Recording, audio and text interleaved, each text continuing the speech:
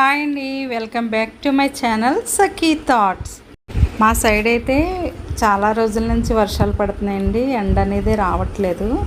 ఈరోజైతే మార్నింగే వ్యూ అయితే ఇలా ఉందన్నమాట. ఈరోజు మా గార్డెన్లో అయితే కొన్ని హార్వెస్ట్ ఉన్నాయండి. అవి కోసుకుందాం అన్నట్టుగా పైకి వచ్చానమాట. మా డ్రాగన్ మొక్క చూసారా, పోల్ పైకి వెళ్ళిపోయింది. అలాగే బీరపాదు కూడా పైకి వరకు వెళ్ళిపోయిందండి. ఇవి ఎక్కడ వీలుగా ఉంటే అక్కడ పాకేస్తాయి కదా. దొండపాదు అయితే ఇంకా చనిపోద్దేమో అనుకున్నానండి. ఒక తీగ తెచ్చి పెట్టామన్నమాట. అదైతే ఇప్పుడు చక్కగా ఈ వర్షాలకి బాగా గ్రోతింగ్ ఉండి కాయలు కూడా కాస్తున్నాయి. కొంచెం ఉన్నాయి, అవి మరలా ముగ్గిపోతాయి అన్నట్టుగా నేను కోసేస్తున్నాను అనమాట. బాగా పై వరకు వెళ్ళిపోయినాయండి. స్టూల్ వేసుకు కోసుకోవాల్సి వస్తుంది. ఈ రోజుల్లో అయితే బయట కూరగాయలు కొనాలంటే ఎంత భయం వేస్తుందోనండి. ఎక్కడ చూసినా మందులు కొట్టేసిన కూరగాయలు దొరుకుతున్నాయి. మనకి ఆర్గానిక్గా పండించినవి అయితే అస్సలు దొరకట్లేదండి. నేనైతే ఈ గార్డెన్ పెట్టుకున్నప్పుడు ఒకటే అనుకున్నాను, మాకు సరిపడగా కొన్ని మాత్రమే గార్డెన్లో పండించుకుంటూ సరదాగా నా గార్డెన్లో పండించిన కూరగాయలే తినాలి అన్నట్టుగా కొన్ని కూరగాయలు అయితే నేను పెట్టేసుకున్నానండి. ఆకుకూరలు, కూరగాయలు కూడాను. బీరపాదులు పెట్టినప్పుడు ఎక్కువ మేల్ ఫ్లవర్స్ ఎక్కువ వస్తూ ఉంటాయి. మనం ఫీమేల్ వచ్చినప్పుడు చూసుకుని దాన్ని పాలినేషన్ చేసేస్తూ ఉండాలి. లేకపోతే ఈ విధంగా పిండి వచ్చినా కానీ మాడిపోతూ ఉంటుంది అనమాట. సో ఎప్పుడైనా సరే నేను ఇలా చూస్తే చాలు, ఇలా పాలినేషన్, హ్యాండ్ పాలినేషన్ చేసేస్తే కనుక వచ్చిన ప్రతి పిండి కూడా కాయగా మారిపోద్దండి. ఇలాంటి మరిన్ని గార్డెన్ టిప్స్ కోసం మా వీడియోని అయితే ఫాలో అయిపోండి. ఇంక ఇవాళ అయితే బీరకాయలు కూడా కొన్ని ఉన్నాయండి. మొన్న వర్షాలు వస్తున్నాయి కదా, అప్పుడైతే ఒక 4 ముదిరిపోతున్నాయి అన్నట్టుగా మేము వీడియో తీయకుండానే కోసేసాము. ఇది సెకండ్ హార్వెస్ట్ అనమాట. ఒక 3 కాయలు అయితే వచ్చేసాయి. ఇంకా కొద్దిగా ఆకుకూరలు కూడా ఉన్నాయండి. తోటకూర అయితే నేను కోస్తున్నాను. పొనగంటి కూర ఇవన్నీ కూడా పెరిగిపోయి ఉన్నాయి. అవన్నీ కూడా ఒక్కొక్క రోజు ఒక్కొక్కటి తీసుకుంటానండి నేను. కూరగాయలు ఏం చేసినా కానీ పప్పు, ఆకుకూర కంపల్సరీగా మేము వండుకుంటామండి. ఇంకా అందుకని మాకు కావాల్సిందే మేము ఆకుకూరలు కొంచెం అన్ని రకాలు వేస్తూ ఉంటానన్నమాట. మా గార్డెన్లో ఆర్గానిక్గా పండించుకోవాలన్న ఉద్దేశంతో ఎటువంటి మందులు కూడా నేను కొట్టనివ్వనండి. అలా ఇంట్లో బియ్యం కడిగిన నీళ్ళు, పప్పు కడిగిన నీళ్ళు ఇలా ఏవోటి ఉంటాయి కదా, వాటిని యూస్ చేసి మొక్కలకైతే వేసేస్తానమాట. అలాగే OWDC కూడా నేను ఈ మధ్యకాలంలో వేస్తున్నానండి. దానివల్ల ఏంటంటే కాయలు, ఫ్రూటింగ్ కూడా బాగా వస్తున్నాయి. తర్వాత మొక్కలకి మల్చింగ్ కూడా ఈ వేసవకాలంలో వేయలేదండి. మొక్కలు పచ్చగా ఆరోగ్యంగా ఉన్నాయన్నమాట OWDC ద్వారా. అదైతే నాకు బాగా పనిచేసిందండి. అదే కాకుండా ప్రతిరోజు కూరగాయల తుక్కది ఉంటుంది కదా, దాన్ని ఒక బిన్లో వేసేసి కంపోస్ట్ అయితే చేసేస్తానండి. ఇంకా కంపోస్ట్ అయిన తర్వాత వారానికి ఒకసారి ఆ కంపోస్ట్ అయితే మొక్కలకి ఇస్తానన్నమాట.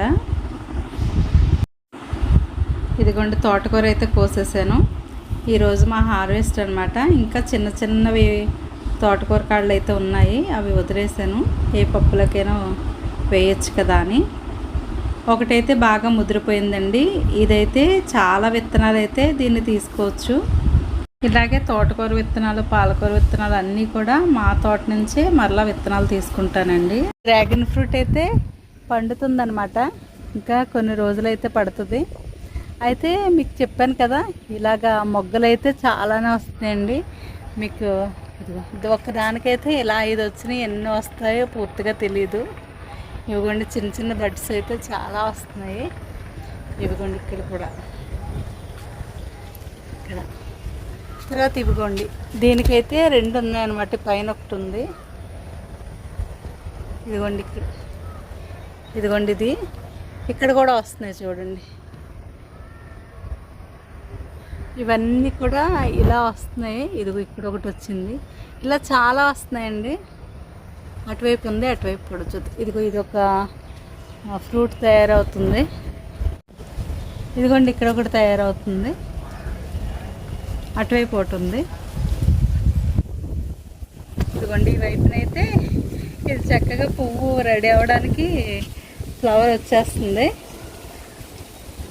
ఇవిగోండి మొగ్గలు అటువైపు నుంచి ఇది కనిపించలేదు కదా, ఇదొక మొగ్గ అనమాట. ఇవిగోండి దీనికి కూడా స్టార్ట్ అయిపోయినాయి, ఇక్కడ ఒకటి ఇక్కడ ఒకటి. ఏంటంటే మనకి ఈ ఇయర్ అయితే చాలా ఎక్కువగానే వస్తున్నాయండి.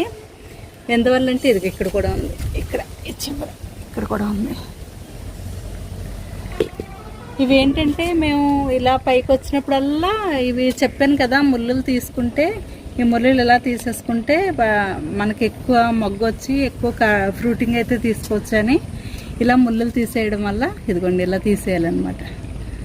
మనకు అక్కడ మొగ్గు వచ్చే అవకాశం ఉంటుంది అన్నమాట ఇలా తీసేస్తే. ఈ ఫ్రూటింగ్ అంతా వచ్చిన తర్వాత మరలా ఒకసారి మీకు చూపిస్తానండి. ఎందుకంటే ఈ ఇయర్ అయితే నాకు చాలా ఆనందంగా ఉందన్నమాట. ఎక్కువ ఫ్రూటింగ్ తీసుకోగలుగుతున్నాను. మనం కేరింగ్ అంటూ దీనికి ఏముండదండి. డ్రాగన్ ఫ్రూట్కి చాలా అడవి మొక్కలా ఈజీగా పెరిగిపోద్ది.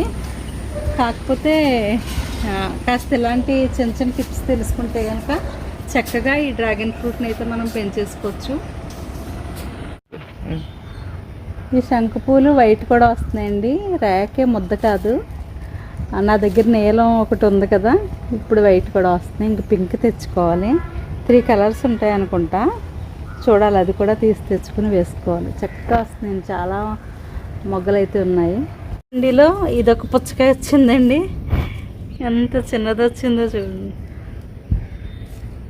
ఇది నేను అసలు చూసుకోలేదు. ఈ పుచ్చకాయ అయితే మన షార్ట్లో చూసారు కదా, ఇప్పుడైతే కొంచెం పెద్ద సైజ్ అయిందనమాట. దాన్ని కదపకుండా అట్లానే ఉంచేసాం అన్నమాట. ఇవి కూడా నేను పాతకుండానే ఉంచేసానండి. ఇవన్నీ వేసుకోవాలి. ఇవి రోడ్డు వేశారు కదా, అక్కడి నుంచి తవ్వేసి పైకి తెచ్చేసాం అనమాట. ఇవన్నీ కూడా కుండీల్లో పాతుకోవాలి. ఇవిగోండి బోగన్విలియా ఇదొకటి, ఒక 2 రకాలు తీసుకొచ్చానమాట. ఇవి 2 రకాలు. నా దగ్గర పింక్ అయితే ఉంది కదా, ఇంకా రెడ్ వైట్ ఎల్లో తీసుకొచ్చాను. ఇదైతే నందివర్ధనం అన్నమాట. దీని వేర్లు పాతగా చూడండి కింద వరకు వచ్చేసినాయి. వర్షాలు కదా, ఇంకా వేయాలంటే కుదరలేదనమాట. కొంచెం ఎండలు కాస్తే పాతుదామని చూస్తున్నాను. ఇదిగోండి ఈ బొప్పాయి అయితే మా చెట్టుని కాసిందేనమాట. ఇది ఆర్గానిక్గా పండించుకున్న బొప్పాయి. ఇలా మనమే పండించి తింటే ఎంత హ్యాపీగా ఉండొచ్చో కదండి. ఈరోజు వీడియో అయితే ఇంతేనండి. రేపటి వీడియోలో మరలా కలుద్దాం. Thank you for watching.